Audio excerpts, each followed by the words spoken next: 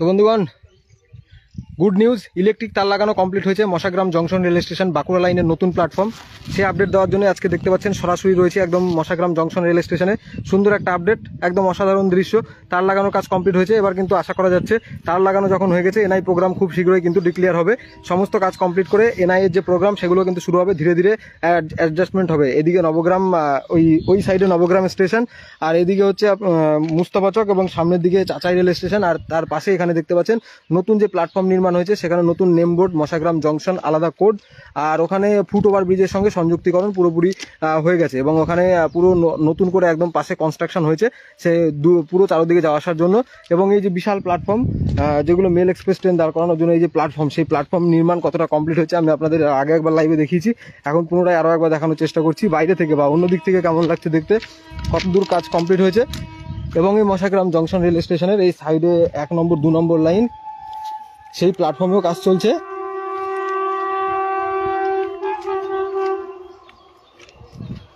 এবং 2 নম্বর প্ল্যাটফর্ম দেখতে পাচ্ছেন P4 নিয়ে।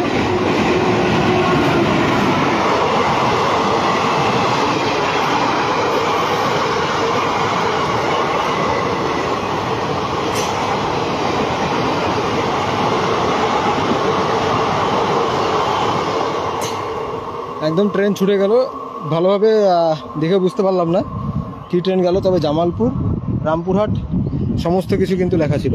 তো যাই হোক,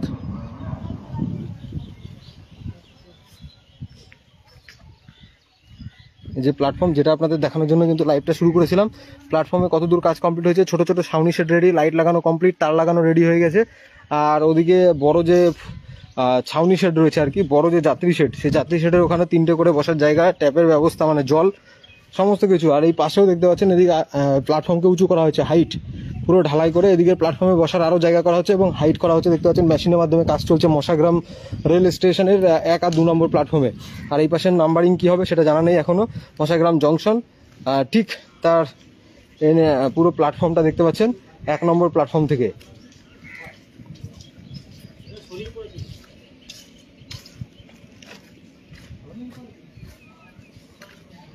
তো যারা লাইভ সেশনটি দেখছেন অবশ্যই লাইক করবেন এবং শেয়ার করবেন। আগামী দিনে যখন কাজ হবে অবশ্যই আপডেট আসবে সমস্ত।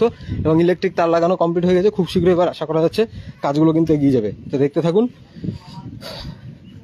পাশে পুরো স্লিপার বসিয়ে রেল সমস্ত বসানো হয়েছে, কানেক্টিভিটি আরও সুন্দর হয়ে যাবে। বাঁকুড়া থেকে হাওড়া ডাইরেক্ট যাওয়ার জন্য, অথবা পুরো ডানকুনি হয়ে শিয়ালদাও পৌঁছে যাওয়া যাবে। সেই যে প্রজেক্ট, ড্রিম প্রজেক্ট, এই প্রজেক্ট নিয়ে কিন্তু অনেকেরই অনেক, মানে আর কি বলবো, চিন্তাভাবনা যে কবে এই লাইন কমপ্লিট হবে।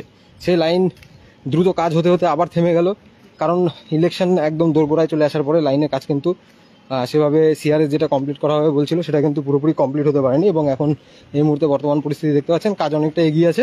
এবার কিন্তু দ্রুত গতিতে যদি মনে করে কিছুদিনের মধ্যে কমপ্লিট করা যেতে পারে। এবং সেটা সম্ভবত হয়তো পুরোপুরি আচার সংহিতা বা আচার বিধি পুরোপুরি উঠে গেলে তারপরে এই সমস্ত প্রজেক্টগুলো কমপ্লিট হবে। আর নসিপুর লাইন, সেদিক থেকেও আশা করা যাচ্ছে ট্রেন চলবে, কারণ যারা আর কি ক্রেডিট নেওয়ার জন্য নেতা মন্ত্রীরা থাকেন তারা তো অবশ্যই থাকবেন, কারণ এত সুন্দর একটা নতুন ট্রেন, নতুন লাইন তাদেরও অধিকার। সেই কারণে আচার বিধির মধ্যে এই সমস্ত কাজগুলো করলে সেই লাভ বা ফায়দা তারা একদমই উঠাতে পারবেন না। সেই কারণে কিন্তু আমার মনে হয় ইলেকশন পার হলে এই সমস্ত কিছু সব কিছু ঠিকঠাক হতে পারে। তো যাই হোক বন্ধুগণ, সুন্দর আপডেট আপনাদের দেখালাম, কেমন লাগলো অবশ্যই জানাবেন। নতুন হলে পেজ লাইক করবেন, সঙ্গে থাকবেন। সকলকে অসংখ্য ধন্যবাদ।